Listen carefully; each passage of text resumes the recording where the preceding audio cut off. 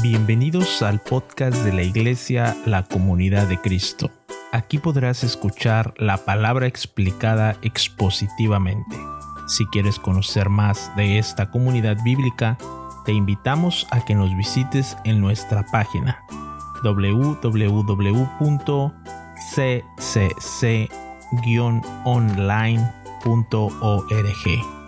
Nuestra oración es que Dios hable a tu corazón y tu vida sea edificada con este mensaje.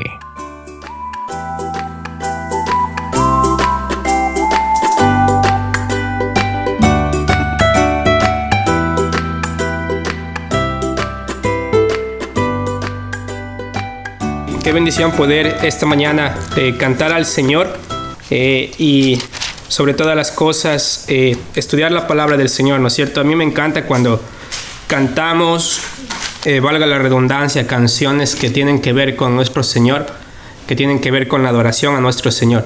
Y nos llevan y nos aterrizan realmente en la razón por la que estamos acá. Y reconocemos, ¿no es cierto?, que venimos con necesidades, venimos con un corazón tal vez con mucho pecado.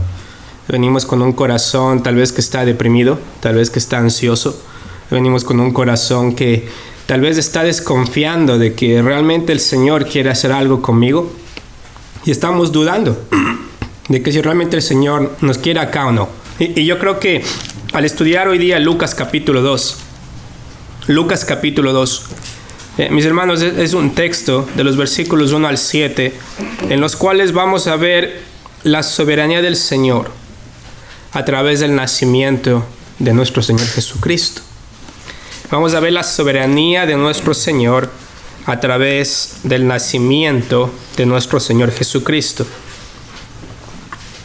Y lo que quiero que podamos estudiar esta mañana son 3 lecciones, ¿ya? 3 lecciones acerca de la soberanía de Dios.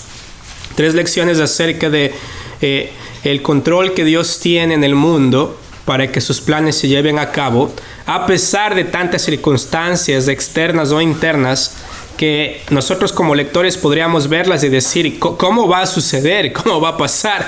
¿Cómo Cristo puede venir? ¿Quién estaba como rey en ese tiempo? ¿Quiénes eran las personas que estaban persiguiendo a José, a María? Es decir, lo imposible desde la perspectiva humana, pero lo posible desde el plan de Dios.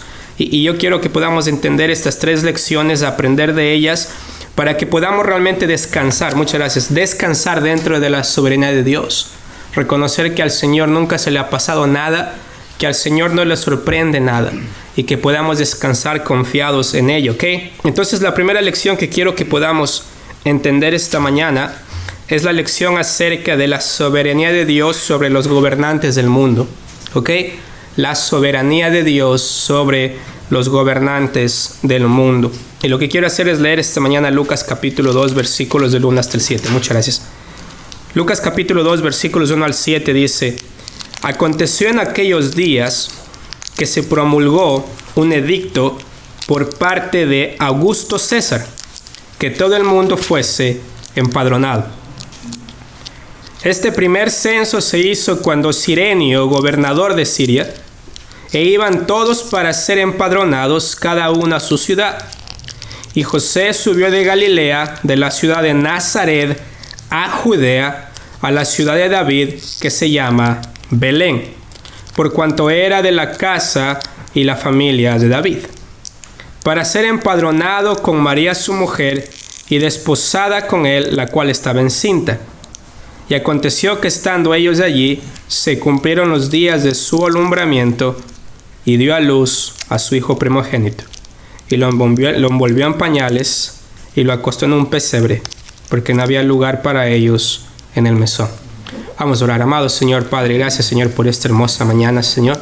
Reconocemos, Padre, que estamos acá por una cita divina, Señor amado. Sabemos, Padre, que no hay plan B para usted, no hay plan C, no hay plan D, Padre. Siempre ha sido su plan detallado en la Escritura, Señor amado. Y le ruego que esta mañana podamos, Señor y Dios, descansar en su plan, poder confiar, Señor amado, que en medio de las circunstancias de nuestra vida, usted sigue ahí, Padre. Usted nunca se ha ido.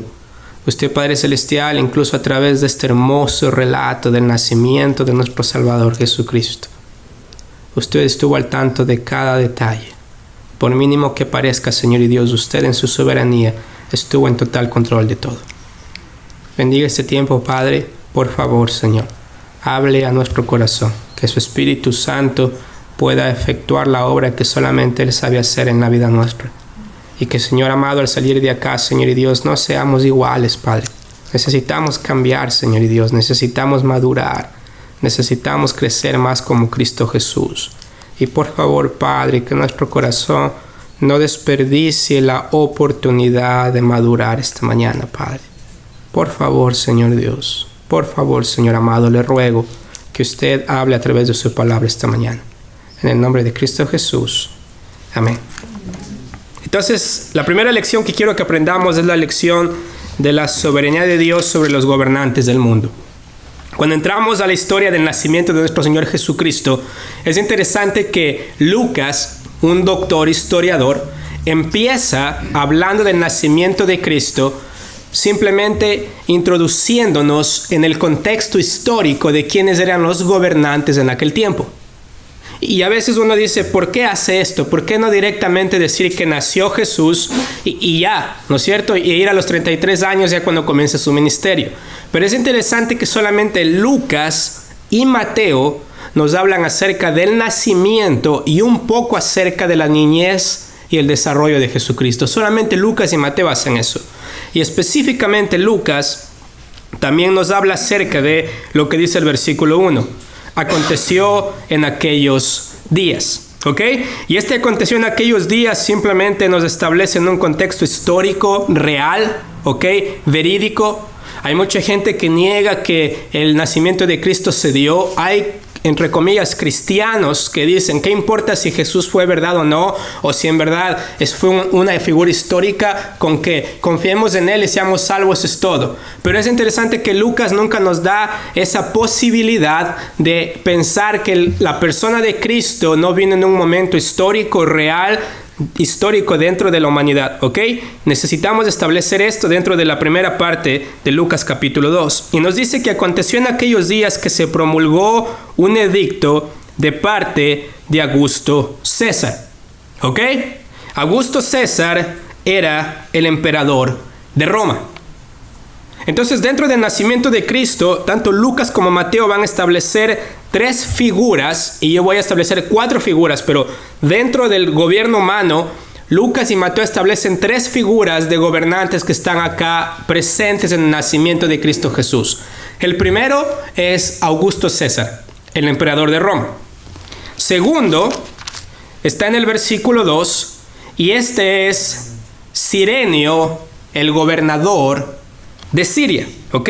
Cirenio, el gobernador de Siria. Y el tercero está en Mateo capítulo 1. Si ustedes van a Mateo capítulo 1,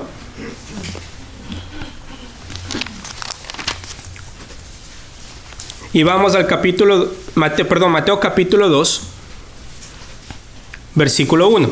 Y este va a ser el tercero. Mateo capítulo 2, versículo 1. ¿Lo tenemos? Muy bien, recuerden que solamente Mateo y Lucas nos dan una descripción del nacimiento y la niñez de Jesús. Marcos y Juan no lo hacen por el propósito que ellos tenían. Pero recuerden que tanto Mateo como Lucas, primero Mateo quiere demostrar que Jesús es el Mesías, que Jesús es el Rey. Lucas quiere demostrar que Jesús es el Hijo del Hombre, es el Hijo de Dios. Entonces nos dice que cuando Jesús nació en Belén de Judea, en días del rey ¿qué? Herodes el Grande, ¿ok? Este es Herodes el Grande. Herodes el Grande va a morir poco tiempo después que Jesús nace, pero tenemos 3 figuras muy importantes dentro del gobierno en el nacimiento de Cristo, ¿ok? Augusto César, Herodes, Cirenio, gobernador de Siria, pero hay otra figura aún más importante. Un cuarto gobernante, un cuarto rey, que es rey por naturaleza. Y ese se llama Cristo Jesús. Entonces tenemos la historia de 4 reyes. Pero es interesante que dentro de esta historia de 4 reyes, gobernadores, personas que están a cargo de la nación, 3 de ellos tienen su poder basado en el control que ellos pueden ejercer sobre una nación. ¿A qué me refiero con esto? Augusto César era el emperador de Roma, ¿ok? Augusto César, no sé si han visto las películas de ustedes, fue el sucesor del emperador llamado Julio César. Julio César era el emperador romano que fue asesinado por el Senado romano. ¿Por qué? Porque se autoproclamó dictador de la República Romana, y cuando estuvo presente en el 44 a.C. frente al Senado, le clavaron en la espalda una daga, un cuchillo, y después los senadores uno por uno iban clavándole otra vez el cuchillo hasta que su sangre se derramó en el Senado, y ese fue el fin del emperador Julio César. ¿Ok? Tenía fama. Era el dueño del mundo conocido en ese tiempo. Pero después su sucesor se llama Augusto César. ¿Ok?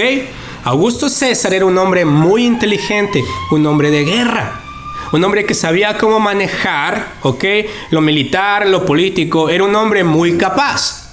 Incluso él se llama Augusto y le ponen el título de Augusto, ¿ok? Porque recuerden, César es el título principal, Augusto es como el calificativo. ¿Qué significa Augusto?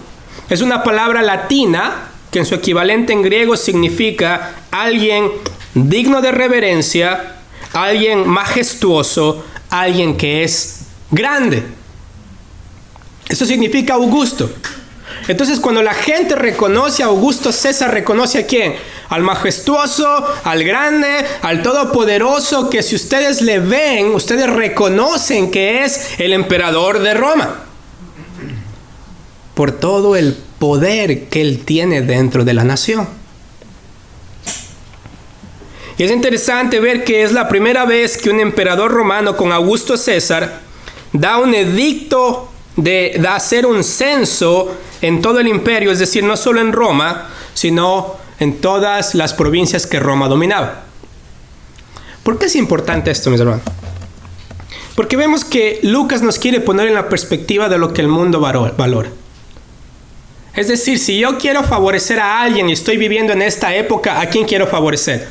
Augusto César. ¿Por qué? Porque su nombre califica como el majestuoso. Incluso lo comparaban con un dios y él se autoproclamaba Dios. La gente tenía que adorarlo. La gente tenía que someterse. Lo que decía Augusto César se hacía, si no, les cortaba la cabeza. En cuanto a Cirenio, simplemente nos dice que era un gobernador de Siria que estaba encargado también de hacer un censo dentro de la región. No se conoce mucho de Cirenio. Y creo que la razón que Lucas pone a Cirenio es simplemente para establecer el contexto histórico de que Jesús realmente nació en la historia de la humanidad. Pero tercero es Herodes el Grande, ¿no es cierto? El que vimos en Mateo capítulo 1. Herodes el Grande era conocido como el rey de los judíos. ¿Ok? Herodes el Grande. Él gobernó en la región de Judea y él reinó, ¿saben por cuánto tiempo? 37 años. Herodes el Grande. Este hombre fue puesto por Augusto César y lo que más él hacía y de lo que más se gozaba era de construir. O sea, su afán era construir estructuras de tal forma que competía incluso con el mismo César. Y la belleza de ellos se veía por lo externo, por lo que se veía en sus ciudades, por cuánta gente les hacía caso. Pero es interesante que Herodes el Grande lo que hizo fue una vez, él quiso que los judíos juren lealtad a sí mismo y a Augusto César. No pudo. Segundo, Herodes el Grande trató de plantar una águila dorada que representaba una imagen de Roma y tampoco pudo. Y para el final de su vida, Herodes el Grande, que también es el mismo que va a mandar a matar ¿a quién? A los niños menores de 2 años, cuando llegan los magos del Oriente y le dicen, ¿dónde está el rey de los judíos? ¿Y quién era el rey de los judíos? Herodes. Herodes pensaba que él era el rey de los judíos. Entonces, cuando llegan los magos del Oriente y le dicen, ¿dónde está el rey de los judíos? Herodes dice, ¿un rey de los judíos? Él se autonombraba rey de los judíos. Él estaba a cargo de los judíos. Alguien viene a quitarme el puesto. Entonces, él va a mandar a matar a los niños menores de 2 años. Pero antes de eso, la historia de Herodes el Grande es que él, al llegar al final de su vida, ¿saben qué es lo que hizo él? comenzó a ser paranoico y mató a su esposa, ¿ok? Y mató a sus 3 hijos. Y lo que él hizo fue, incluso él se vestía como espía y se escondía en medio de la gente para espiar a la gente, para saber si había sedición o si alguien quería rebelarse en contra de él. Se convirtió en un dictador. Entonces vemos que 2 de los 3 gobernantes se nos dice que eran personas que tarde o temprano el poder los corrompió. Eran personas que a los ojos del mundo ellos tenían el reconocimiento del mundo. Es decir, ellos eran personas que si decían algo se hacía. Que si construían algo se admiraba. Era lo mejor de lo mejor bajo la perspectiva del mundo. Pero en cuanto a Herodes, nos dice un historiador que Herodes era un rey arrogante, un hombre empedernido y sin Dios. Mató a sus jefes de gobierno, a sus cabezas de gobierno, e incluso nadie sabía ni siquiera dónde los enterraba. Este es Herodes. Augusto César no era mejor que él. Lo único que era, Augusto César era más poderoso, porque era conocido como el emperador de Roma, el majestuoso, el grande. Incluso nos dice que Herodes era de casi 70 años cuando, debido a su experiencia con sus hijos, su espíritu roto, no disfrutaba más de su vida. Le vino una fiebre, una comezón de piel, continuo dolor en sus intestinos, tumores en sus pies, gangrena con gusanos y en adición tenía asma. Y el hombre muere una muerte horrible. Hechos capítulo 12, 20 al 23 nos dice que Herodes muere. Miren lo que dice acá. Hechos capítulo 20. Hechos capítulo 12, perdón. Hechos capítulo 12. Hechos capítulo 12.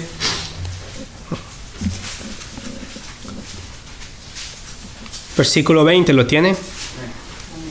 Dice, y Herodes estaba enojado contra... Hechos capítulo 12, versículo 20. Y Herodes estaba enojado contra los de Tiro y de Sidón, pero ellos vinieron de acuerdo ante él. Y sobornado Blasto, que era camarero mayor del rey, pedían paz, porque su territorio era abastecido por el del rey. Y un día señalado, Herodes, vestido de ropas que reales, se sentó en el tribunal y les arengó. ¿Ok? ¿Sí ven? La descripción de Herodes es alguien que tiene vestidos reales, se siente en el tribunal y es el juez, es el Dios, es la persona a la cual todos temen. Y el pueblo clamaba ¿qué? Voz de Dios y no de hombre.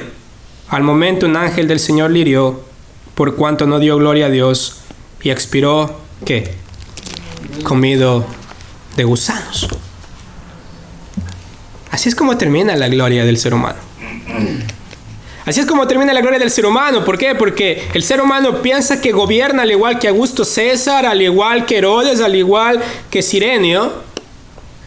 Pero mis hermanos, esa fama es pasajera. Esa fama no dura para siempre. Esa fama durará 20, 30 años máximo. Pero tarde o temprano la gente más cercana a ellos les traicionaba. E incluso cuando Julio César, el que estaba antes de Augusto César, es asesinado, su mejor amigo le clava la daga en su espalda. Y dicen que las últimas palabras de Julio César fueron: ¿tú también, hijo mío? ¿Y tú también, hijo mío? Porque esa es la fama del mundo. Eso, mis hermanos, es el resultado de los gobernantes que no creen en un Dios que es soberano aún sobre ellos. Tarde o temprano el fin de ellos es la muerte, y una muerte fea. Y no solamente vemos eso en el Nuevo Testamento, sino, si ustedes me acompañan también al Antiguo Testamento, en Daniel capítulo 3. Y es interesante cómo en Daniel capítulo 3, recuerdan que el pueblo está cautivo en Babilonia.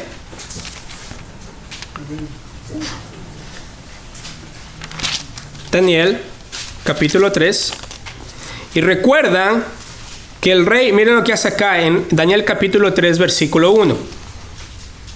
Hay un rey que se llama Nabucodonosor, ¿ok? Yo sé que para nosotros, para algunos incluso es difícil decir Nabucodonosor, pero dice que el rey Nabucodonosor hizo una estatua de oro cuya altura era de 70 codos. Y luego nos dice que ¿qué? En el versículo 2, y envió al rey Nabucodonosor a que se reuniesen los sátrapas, magistrados, capitanes, oidores, tesoreros, consejeros y todos los gobernantes de las provincias para que viniesen a la dedicación de la estatua que el rey Nabucodonosor había levantado. ¿Ok? Y miren lo que dice el versículo 4.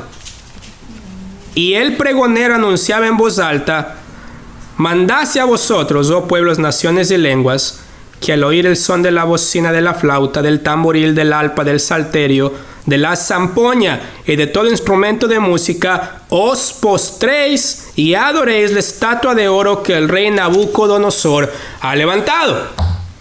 Nabucodonosor se creía a sí mismo Dios. ¿Ok? Ese era el gobierno del mundo. ¿Ok?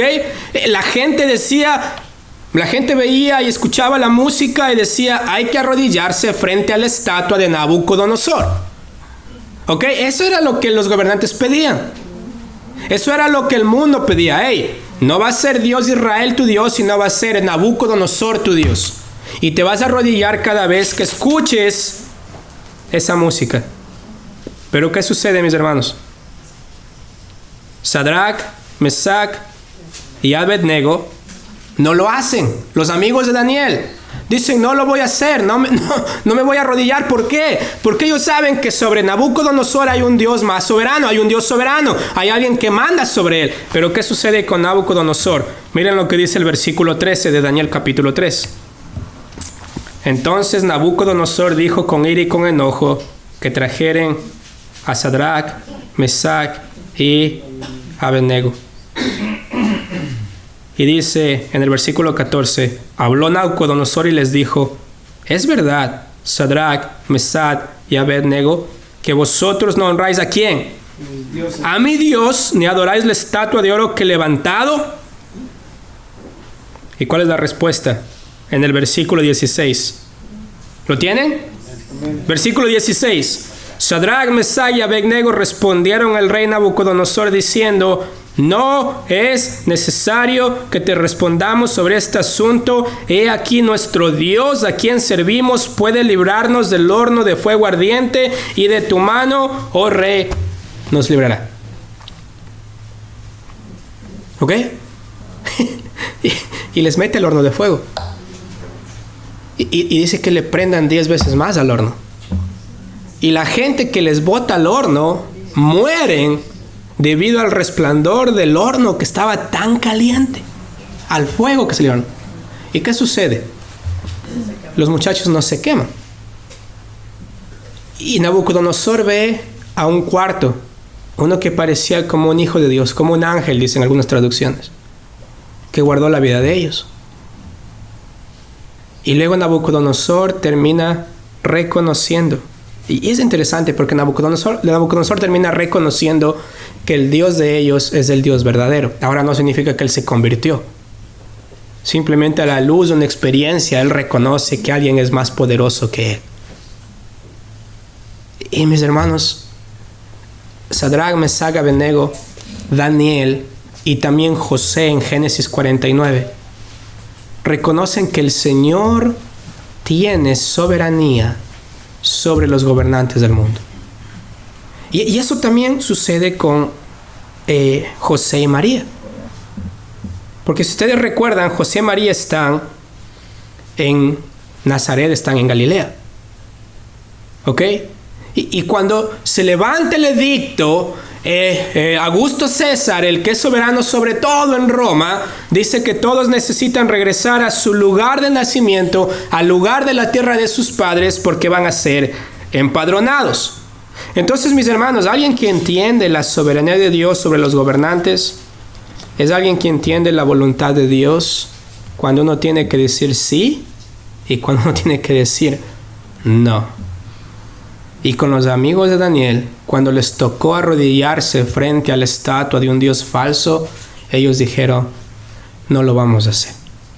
Y mis hermanos, ¿cuántos de ustedes están arrodillándose ahora frente a dioses falsos? Frente a los dioses de su trabajo, a los dioses de su dinero, a los dioses de su orgullo.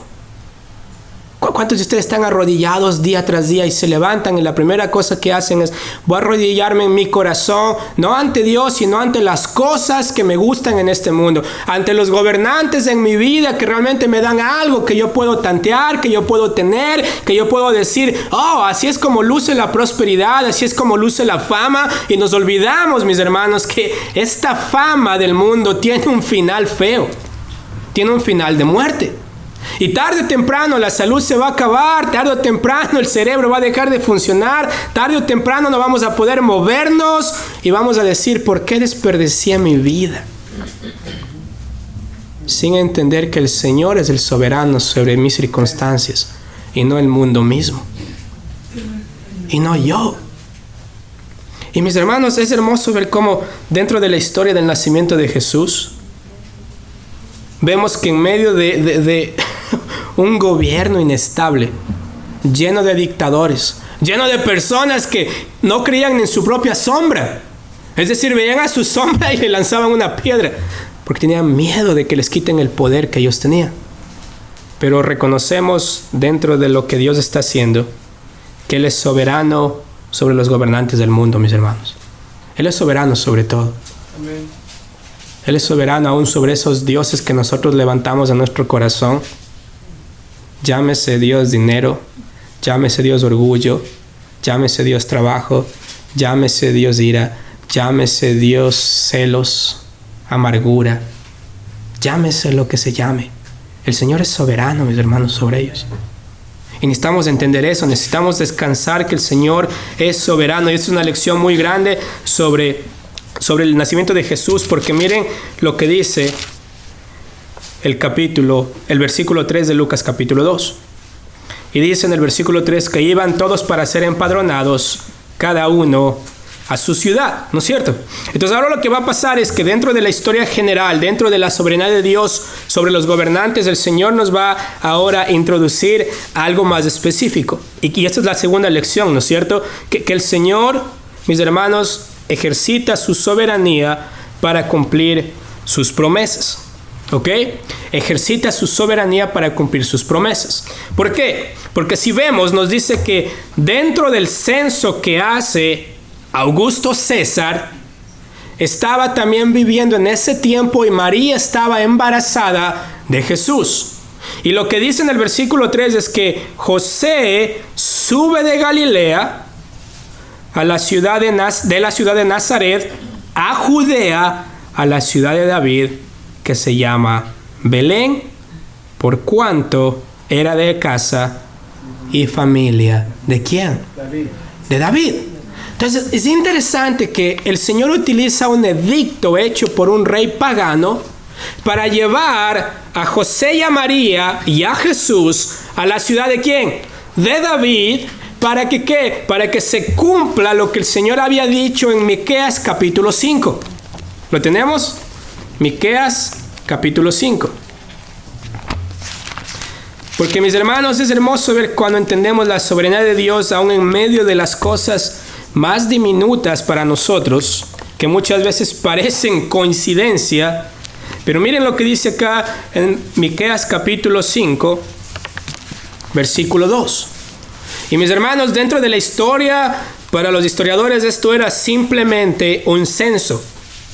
Pero dentro de la palabra de Dios, mis hermanos, esto es Dios ejercitando su soberanía para que el edicto de un rey pagano sea el vehículo por el cual José, María y Jesús llegan al lugar que tenían que estar en el momento que tenían que estar.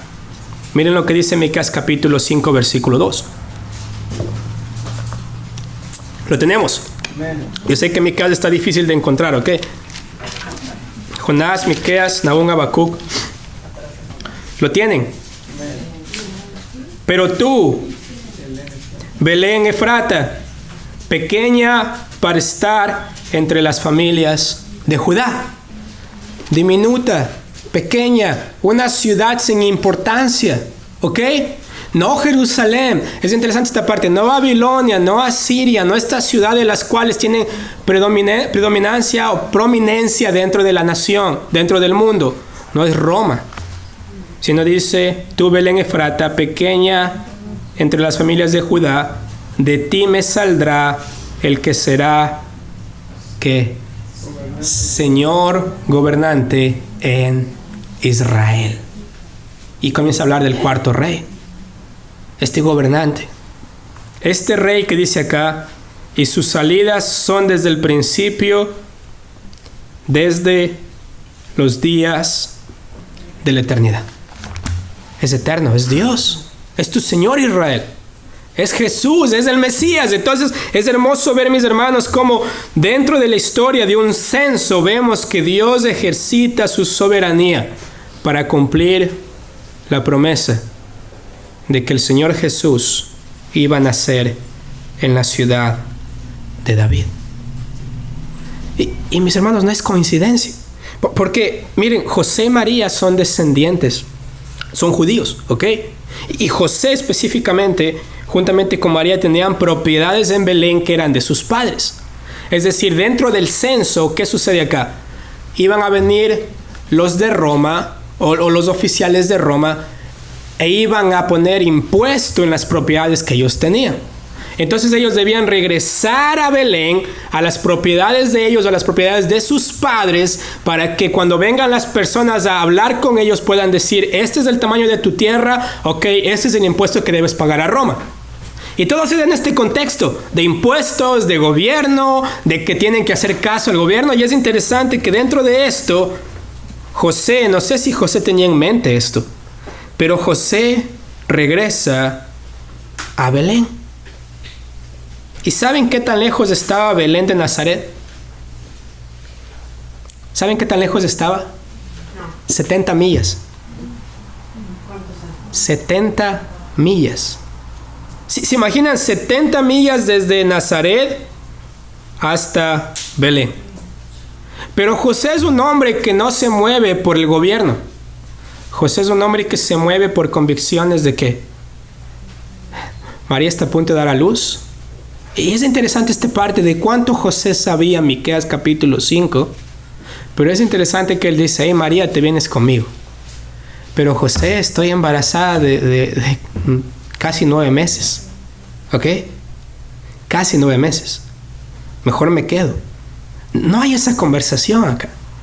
Es interesante que no existe esa conversación de... Y María era difícil para ella el venir acá a Belén, sino que hay este acuerdo en el cual dice: mira, van a Belén, tienen que ir a Belén, y José toma a María, embarazada como estaba, y salen 70 millas caminando para cumplir con la voluntad de Dios. Mis hermanos, 70 millas, sacrificio, sobre todo con una mujer embarazada. Y yo he visto a mi esposa cuando llega al 8º, 9º mes, es difícil, es cansado, ¿ok? Dolores, espalda, dolor de piernas, algunos se hinchan las piernas. O sea, es un contexto difícil en el cual se necesitan personas que confíen en la soberanía de Dios, de que el Señor está haciendo algo a través de esta situación. De que si el Señor dijo que van a nacer en Belén, van a nacer en Belén. Tiene que nacer en Belén. Y mis hermanos, acá entre paréntesis, mis hermanos, ¿qué tanto se sacrifican ustedes para cumplir con la voluntad de Dios? Muchas veces, mis hermanos, es tan simple como evaluar nuestra vida a la luz de lo que hacemos día tras día. Es tan simple como decir: Señor, ¿cuánto me sacrifico, Señor, para realmente estar en oración? ¿Cuánto me sacrifico, Señor, para realmente estar en la palabra? O Señor, no tengo tiempo para eso porque estoy ocupado. Pero Señor, gracias por tu sacrificio por mí, pero yo no quiero sacrificarme por ti. Y es interesante que dentro de una persona que entiende que Dios está trabajando, implica una persona que está dispuesta a sacrificarse por la voluntad de Dios. Amén. Y acá, mis hermanos, José se lleva a María. Y es hermoso ver esta parte de ¿por qué en la ciudad de David? ¿Por qué en Belén? ¿Por qué en Belén? ¿Y saben quién era de Belén? Y por eso se llama la ciudad de David. Isaí era de Belén. Miren 1 Samuel capítulo 7. 1 Samuel capítulo 7.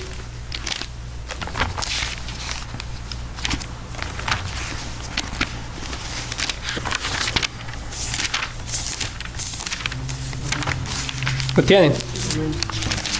Miren lo que dice el versículo 12.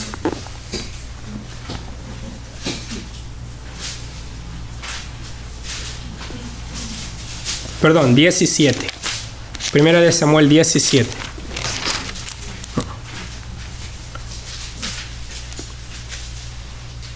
Acá está, mis hermanos, dentro de la historia de David y Goliat. ¿Ok? Un niño pequeño, bien parecido, como David. Primera de Samuel 17. Perdón, el calor está pegando la cabeza. Primera de Samuel 17, versículo 12. ¿Ok? Acá lo que está diciendo Goliat es: ¿quién va a pelear conmigo? Diminutos, ¿no es cierto? Y miren lo que dice Primera de Samuel 17, versículo 12. Primera de Samuel 17, versículo 12. ¿Qué dice acá? Y David era hijo de aquel hombre que, efrateo de Belén de Judá, cuyo nombre era Isaí. ¿Y saben quién más era de Belén? Ruth. Ruth también estaba en Belén, con Noemí y vos. Todo va conectándose a la parte de ¿por qué Belén? ¿Por qué Belén? O sea, ¿por qué Belén? José, no seas loco.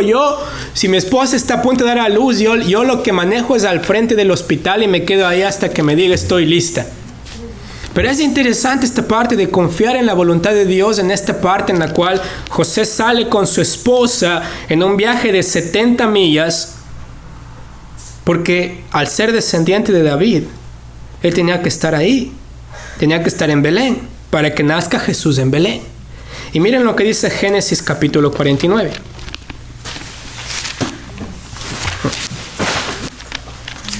Génesis capítulo 49.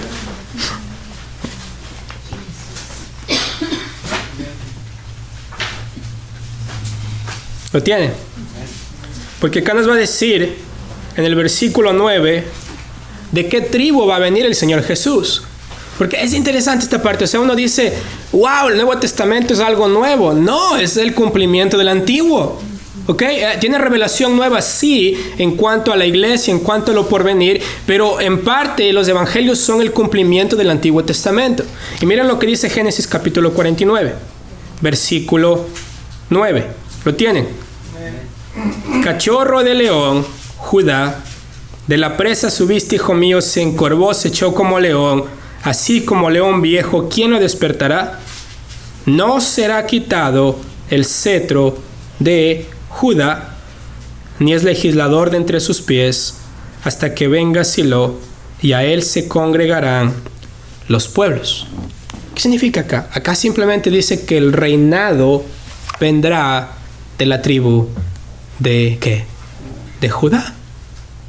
Entonces por eso va a Belén, viene Jesús, podría haber nacido en Nazaret, claro que sí, pero la palabra decía que él va a ser de la tribu de Judá, va a tener que nacer en Belén, en la ciudad de David. ¿Por qué? Porque el Señor en 2 de Samuel 7 le hizo una promesa a David: de tu descendencia vendrá el Mesías. Porque el Señor es soberano, mis hermanos, al cumplir las promesas que él hace. Acá específicamente a David. Él es soberano. Él hizo una promesa en Génesis 49 de que él va a ser de la tribu de Judá. Y en Lucas vemos que Jesús es de la tribu de Judá, descendiente de David, heredero del trono, y que va a nacer en la ciudad de David, en Belén. Y mis hermanos, ¿coincidencia? Ni planeándolo sale así. Si nosotros podríamos ponernos de acuerdo todos y decir, así vamos a hacerlo, tarde o temprano algo se va a salir del control. Pero mis hermanos, el Señor hace todo tan exacto. Incluso miren lo que dice Isaías capítulo 7. Isaías capítulo 7. Ya mismo termino porque ya está lloviendo acá. Del techo está cayendo agua. Isaías capítulo 7. ¿Lo tienen? Versículo 14. Isaías 7, versículo 14. Por tanto, el Señor mismo os dará señal. Miren, está en Isaías, ¿ok? Isaías dice, he aquí que la Virgen concebirá y dará a luz un hijo, ¿ok?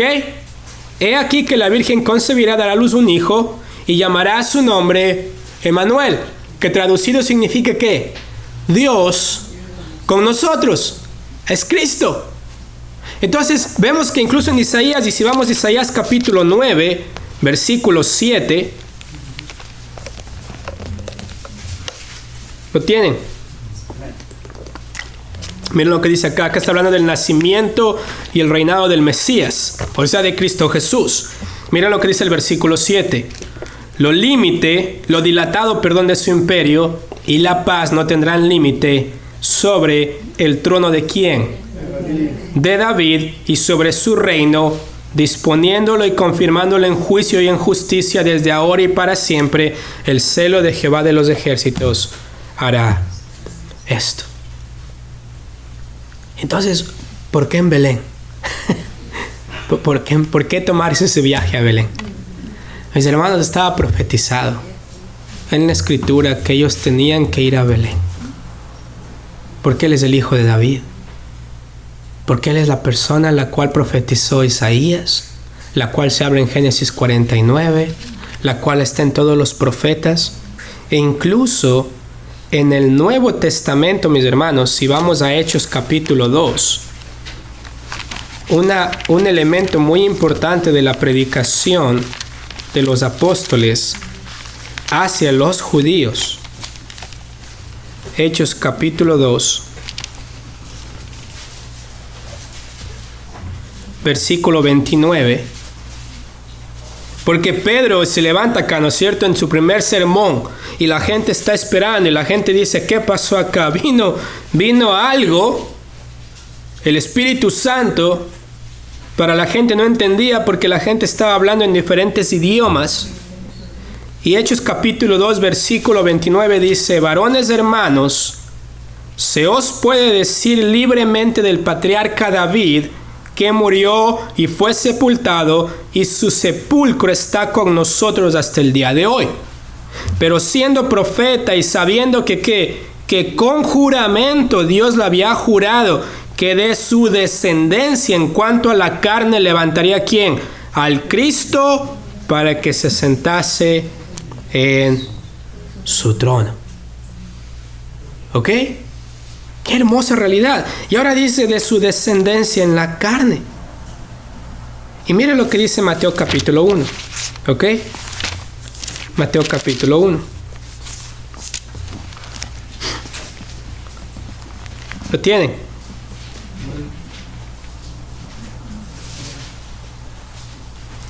Miren lo que dice versículo 1 de Mateo.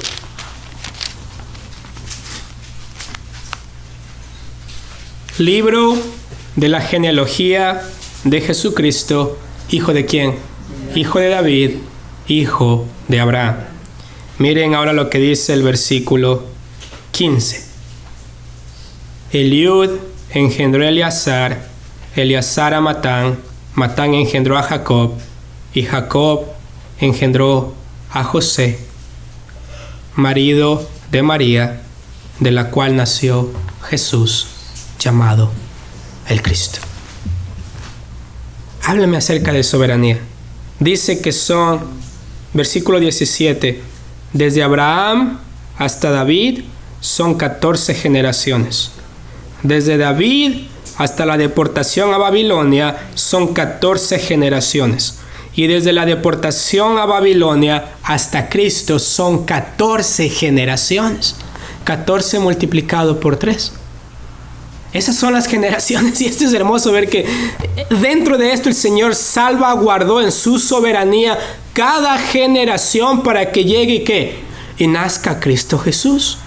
Y no solamente nazca, sino que nazca no como ellos esperaban, como estos reyes que se vestían de sus ropas reales. No como este rey que iba a venir como Augusto César, que iba a poner miedo, que iba a decir acá viene el rey y la gente hizo una fila. No. El Antiguo Testamento ya dice cómo él iba a venir.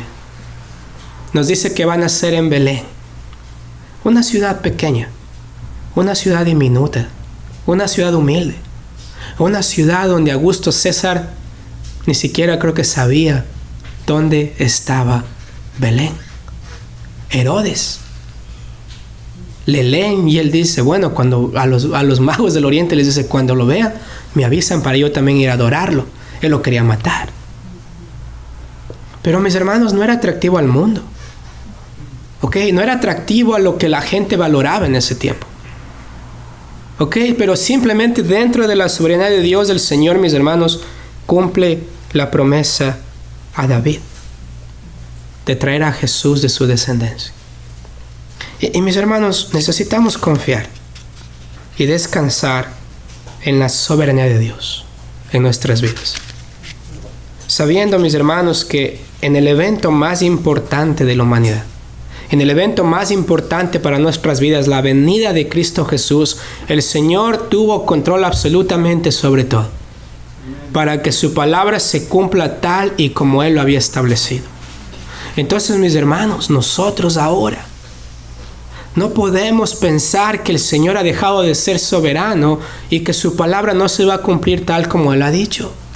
No podemos dejar de pensar que Dios ha cambiado y que de alguna manera yo puedo vivir sin tomar en cuenta a Cristo y que yo puedo comenzar a valorar lo que el mundo valora. Es decir, comienzo a ver a los Augusto César, comienzo a ver a los Herodes, comienzo a ser alguien que comienza a complacer al mundo y me olvido de que mi trabajo es complacer a Cristo Jesús. Ese rey humilde que no vino como los otros reyes, que no vino con platillos, con globos, con serpentinas, que no dijo preparen el camino que acá viene el rey, sino que Juan el Bautista dijo, ¿no es cierto?, enderezad vuestras veredas. Eso fue lo que dijo el profeta Isaías. Y lo que Juan el Bautista hizo fue predicar el evangelio de arrepentimiento y fe para que cuando Cristo venga, la gente sepa que ha venido el Rey. Ha venido el Rey. Y mis hermanos, les pregunto esta mañana, a la luz de lo que hemos estudiado acá en Lucas capítulo 2, ¿cuántos de ustedes realmente confían que el Señor es soberano en sus vidas? Es decir, ¿cuántos de ustedes realmente confían que dentro de la historia de este mundo, dentro de la historia de las cosas que están pasando, el Señor realmente está en control? Y mi trabajo es seguir como un creyente fiel, cumpliendo la voluntad de Dios tal como Él ha establecido. ¿Cuántos de nosotros estamos dudando que tal vez Dios se ha equivocado y que Cristo no va a venir y que la Biblia no es verdad y que realmente Jesús no es quien dijo ser y que realmente mejor me voy a otro lado, valoro otras cosas, mejor me dedico a otra cosa? Mis hermanos, tarde o temprano el Señor va a venir. Tarde o temprano el Señor va a venir. Y mis hermanos, mejor que nos encuentre ocupados confiando en su soberanía, cumpliendo su voluntad, sabiendo, mis hermanos, que los que aman a Dios todas las cosas les ayudan para bien, pero reconociendo que los que ponen su esperanza en las cosas de este mundo, mis hermanos, vean la vida de Herodes, vean la vida de Julio César, vean la vida de los gobernantes que van y vienen, ninguno de ellos permanece para siempre, solamente Jesús permanece para siempre. Y mis hermanos, les animo a confiar esta mañana en el Señor, en su soberanía, de que mientras ustedes estén ocupados en la voluntad de Él, mientras ustedes estén realmente buscándole de todo corazón, mis hermanos, el Señor está en control de las circunstancias y el Señor va a hacer las cosas para bien a los que le aman. Amén. Y mis hermanos, esto es verdad y lo vemos acá en la Escritura, mis hermanos, con José y María, dos personas comunes y corrientes, pero que pasaron a ser parte de la historia a la luz de confiar en el plan de Dios para la vida de ellos.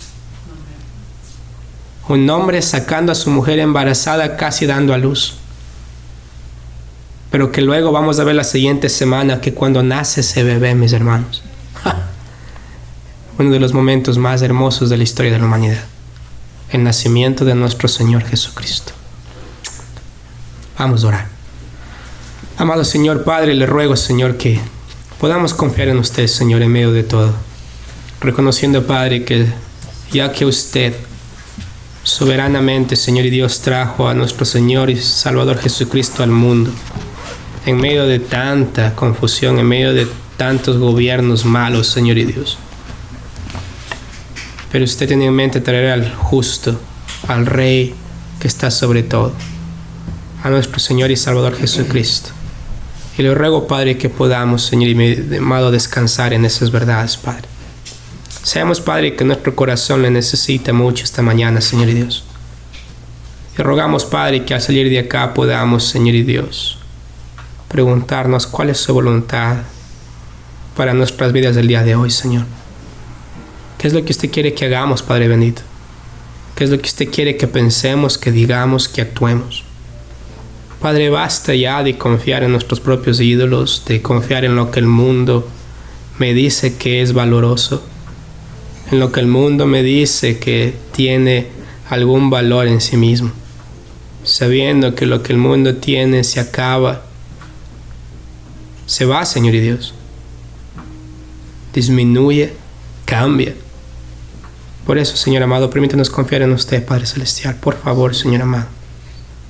Pedimos perdón por nuestros pecados, Padre Celestial. Pedimos perdón, Señor amado, por nuestras iniquidades. Pedimos perdón, Señor amado, porque hemos caído cortos de su gloria. Y rogamos, Padre, que este día usted pueda limpiarnos a través de su palabra, Señor. Que pueda, Señor amado, trabajar en nuestros corazones de tal forma que su palabra penetra, limpia, saca, Señor amado, ese pecado, saca esas motivaciones incorrectas, transforma la voluntad para que tenga una voluntad que le ama a usted, que le sigue a usted.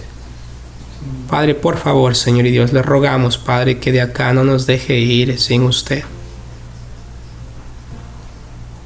Por favor, Señor. Le rogamos en el nombre de Cristo Jesús. Amén.